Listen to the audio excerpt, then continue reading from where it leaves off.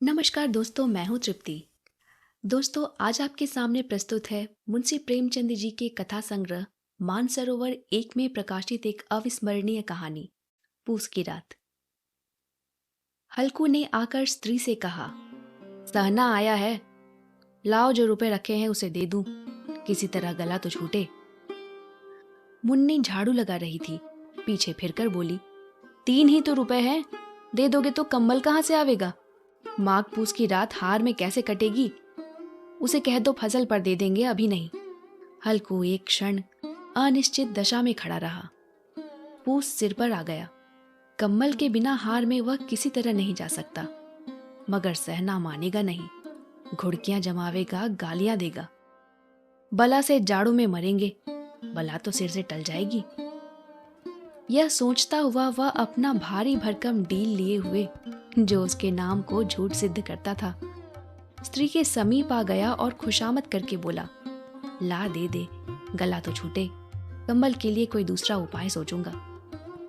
मुन्नी उसके पास से दूर हट गई और आंखें तरेती हुई बोली, कर चुके दूसरा उपाय, जरा सुनू तो कौन सा उपाय करोगे? कोई खैरात दे देगा कम्बल? ना जाने कितनी बाकी है जो किसी तरह चुकने ही नहीं आती।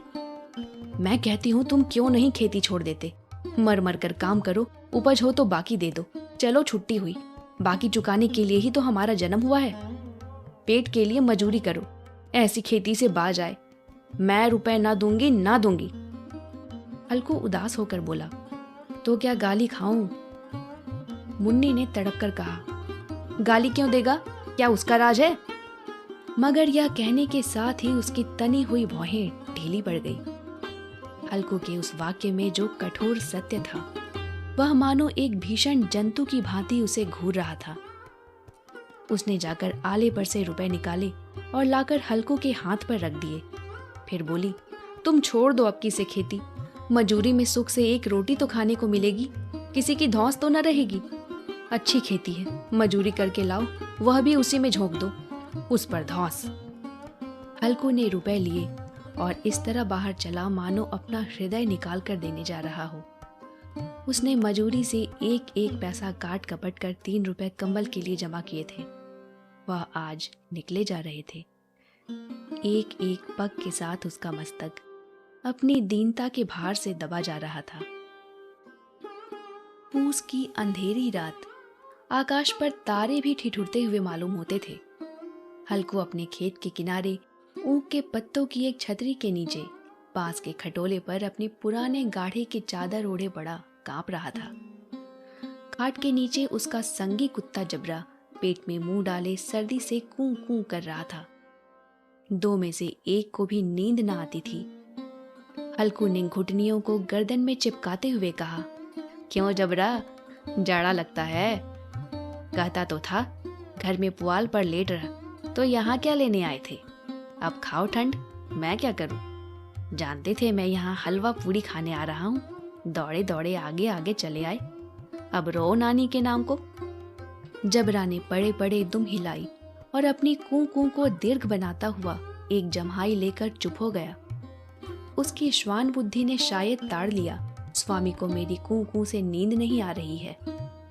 हल्कू ने हाथ निकालकर जबरा की ठंडी पीठ सहलाते हुए कहा, कल से मत आना मेरे साथ, नहीं तो ठंडे हो जाओगे। यहाँ राड़ पछुआ ना जाने कहाँ से बर्फ लिए आ रही है। उठूं फिर एक चिलम भरूं, किसी तरह रात तो कटे। 8 चिलम तो पी चुका। यह खेती का मजा है। और एक एक भगवान ऐसे पड़े हैं जिनके पास जाड़ा जाए तो गर्मी से घबरा कर भागे। मोटे मोटे गद्दे, लिहाफ, कम्बल, मजाल है जाड़े का गुजर हो जाए। तकदीर की खूबी है, मजूरी हम करें, मजा दूसरे लूटें। हल्कू उठा, गड्ढे में से जरा सी आग निकालकर चिलम भरी। जबरा भी उठ बैठा। हल्कू ने चिलम पीते हुए कहा, पिएगा चिलम? जाड़ा तो क्या जाता है, जरा मन बदल जाता है। जबरा ने उसके मुंह की ओर प्रेम से छलकती हुई आंखों से देखा। हल्कू, आज और जाड़ा खा ले, कल से मैं यहाँ पुआल बिछा दूंगा, उसी में घुस कर बैठना, तब जाड़ा ना लगेगा। जबरा ने अपने पंजे उसकी घुटनियों पर रख दिए और उसके मुंह के पास अपना मुंह ले गया। हल्कू को उसकी गर्म सांस लगी। चिलम पीकर हल्कू फिर लेटा और निश्चय करके लेटा कि चाहे कुछ हो अब की सो जाऊंगा। पर एक ही क्षण में उसके हृदय में कंपन होने लगा। कभी इस करवट लेटता, कभी उस करवट, पर जाड़ा किसी पिशाच की भांति उसकी छाती को दबाए हुए था। जब किसी तरह ना रहा गया तो उसने जबरा को धीरे से उठाया और उसके सिर को थपथपाकर उसे अपनी गोद में सुला लिया। कुत्ते की देह से जाने कैसी दुर्गंध आ रही थी, पर वह उसे अपनी गोद में चिपटाए हुए ऐसे सुख का अनुभव कर रहा था जो इधर महीनों से उसे ना मिला था। जबरा शायद यह समझ रहा था कि स्वर्ग यही है, और हल्कू की पवित्र आत्मा में तो उस कुत्ते के प्रति घृणा की गंध तक न थी। अपने किसी अभिन्न मित्र या भाई को भी वह इतनी ही तत्परता से गले लगाता। वह अपनी दीनता से आहत न था जिसने आज उसे इस दशा को पहुंचा दिया। नहीं, इस अनोखी मैत्री ने जैसे उसकी आत्मा के सब द्वार खोल दिए थे और उसका एक एक अणु प्रकाश से चमक रहा था। सहसा जबरा ने किसी जानवर की आहट पाई। इस विशेष आत्मीयता ने उसमें एक नई स्फूर्ति पैदा कर दी थी जो हवा के ठंडे झोंकों को तुच्छ समझती थी। वह झपट कर उठा और छपरी से बाहर आकर भूखने लगा। हल्कू ने उसे कई बार चुमकार कर बुलाया, पर वह उसके पास न आया। हार में चारों तरफ दौड़ दौड़ कर भूखता रहा। एक क्षण के लिए आ भी जाता तो तुरंत ही फिर दौड़ता। कर्तव्य उसके हृदय में अरमान की भांति ही उछल रहा था। 1 घंटा और गुजर गया। रात ने शीत को हवा से धधकाना शुरू किया। हल्कू उठ बैठा और दोनों घुटनों को छाती से मिलाकर सिर को उसमें छिपा लिया। फिर भी ठंड कम न हुई। ऐसा जान पड़ता था कि सारा रक्त जम गया है। धमनियों में रक्त की जगह हिम बह रहा है। उसने झुककर आकाश की ओर देखा। अभी कितनी रात बाकी है। सप्तर्षि अभी आकाश में आधे भी नहीं चढ़े। ऊपर आ जाएंगे तब कहीं सवेरा होगा। अभी पहर से ऊपर रात है। हल्को के खेत से कोई एक गोली के टप्पे पर आमों का एक बाग था। पतझड़ शुरू हो गई थी। बाग में पत्तियों का ढेर लगा हुआ था। हल्को ने सोचा चलकर पत्तियां बटोरूं और उन्हें जलाकर खूब तापूं। रात को कोई मुझे पत्तियां बटोरते देखे तो समझे कोई भूत है। कौन जाने कोई जानवर ही छिपा बैठा हो। मगर अब तो बैठे नहीं रहा जाता। उसने पास के अरहर के खेत में जाकर कई पौधे उखाड़ लिए और उनका एक झाड़ू बनाकर हाथ में सुलगता हुआ उपला लिए बगीचे की तरफ चला। जबरा ने उसे आते देखा तो पास आया और दुम हिलाने लगा। हल्कू ने कहा, अब तो नहीं रहा जाता जबरू, चलो बगीचे में पत्तियां बटोर कर तापे। टाठे हो जाएंगे तो फिर आकर सोएंगे, अभी तो बहुत रात है। जबरा ने कूं कूं करके सहमति प्रकट की और आगे आगे बगीचे की ओर चला। बगीचे में खूब अंधेरा छाया हुआ था और अंधकार में निर्दय पवन पत्तियों को कुचलता हुआ चला जा रहा था। वृक्षों से ओस की बूंदें टप टप नीचे टपक रही थी। एकाएक एक झोंका मेहंदी के फूलों की खुशबू लिए हुए आया। हल्कू ने कहा, कैसी अच्छी महक आई जबरू, तुम्हारी नाक में भी तो सुगंध आ रही है। जबरा को कहीं जमीन पर एक हड्डी पड़ी मिल गई थी। उसे चिचोड़ रहा था। हल्कू ने आग जमीन पर रख दी और पत्तियां बटोरने लगा। जरा देर में पत्तियों का ढेर लग गया। हाथ ठिठुरे जाते थे, नंगे पांव गले जाते थे और वह पत्तियों का पहाड़ खड़ा कर रहा था। इसी अलाव में वह ठंड को जलाकर भस्म कर देगा। थोड़ी देर बाद अलाव जल उठा। उसकी लौ ऊपर वाले वृक्ष की पत्तियों को छू छू कर भागने लगी। उस अस्थिर प्रकाश में बगीचे के विशाल वृक्ष ऐसे मालूम होते थे मानो उस अथाह अंधकार को अपने सिरों पर संभाले हुए हों। अंधकार के उस अनंत सागर में यह प्रकाश एक नौका के समान हिलता मचलता हुआ जान पड़ता था। हल्को अलाव के सामने बैठा आग ताप रहा था। एक क्षण में उसने दोहर उतार कर बगल में दबा ली। दोनों पांव फैला दिए मानो ठंड को ललकार रहा हो, तेरे जी में जो आए सो कर। ठंड की असीम शक्ति पर विजय पाकर वह विजय गर्व को हृदय में न छिपा सकता था। उसने जबरा से कहा, क्यों जब्बर, अब ठंड नहीं लग रही है? जब्बर ने कूं कूं करके मानो कहा, अब क्या ठंड लगती ही रहेगी? पहले से यह उपाय न सूझा, नहीं इतनी ठंड क्यों खाते? जब्बर ने पूंछ हिलाई। अच्छा आओ इस अलाव को कूद कर पार करें, देखें कौन निकल जाता है। अगर जल गए बच्चा तो मैं दवा ना करूंगा।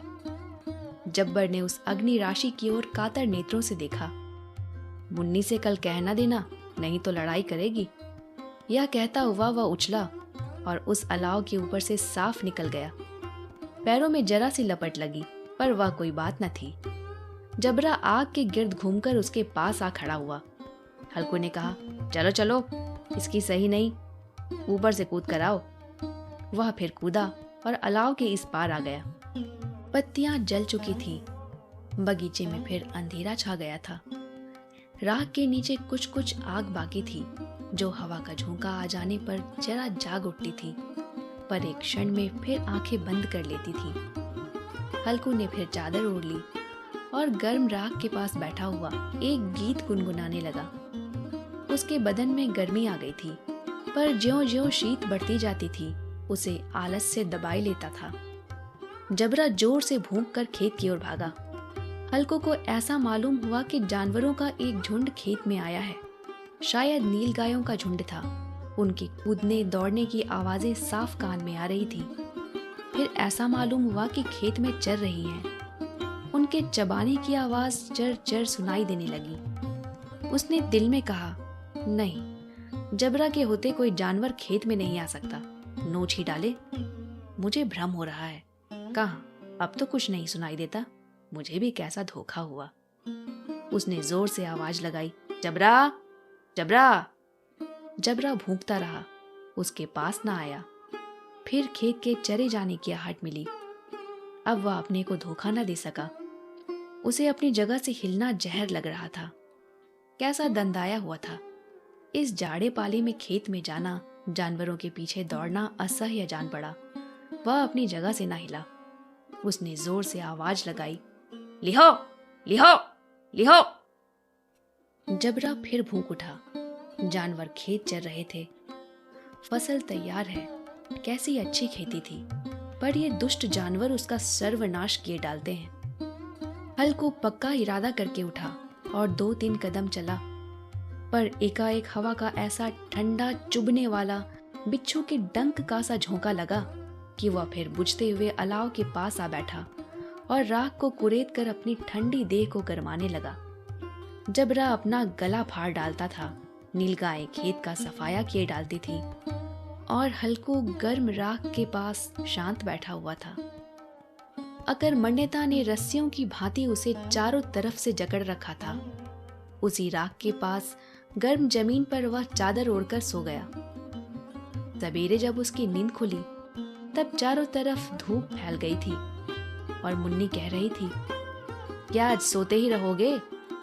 तुम यहाँ आकर रम गए और उधर सारा खेत चौपट हो गया। हल्कू ने उठकर कहा, क्या तू खेत से होकर आ रही है? मुन्नी बोली, हाँ, सारे खेत का सत्यानाश हो गया। भला ऐसा भी कोई सोता है? तुम्हारे यहाँ मड़ैया डालने से क्या हुआ? हल्कू ने बहाना किया, मैं मरते मरते बचा, तुझे अपनी खेत की पड़ी है। पेट में ऐसा दर्द हुआ कि मैं ही जानता हूँ। दोनों फिर खेत के डांड पर आए। देखा सारा खेत रौंदा पड़ा हुआ है और जबरा मड़ैया के नीचे चित लेटा है, मानो प्राण ही ना हो। दोनों खेत की दशा देख रहे थे। मुन्नी के मुख पर उदासी छाई थी, पर हल्कू प्रसन्न था। मुन्नी ने चिंतित होकर कहा, अब मजूरी करके माल गुजारी भरनी पड़ेगी। हल्कू ने प्रसन्न मुख से कहा, रात को यहाँ ठंड में सोना तो ना पड़ेगा।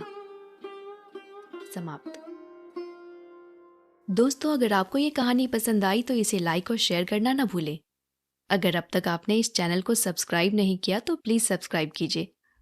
मिलते हैं अगले वीडियो में एक और अनमोल कहानी के साथ।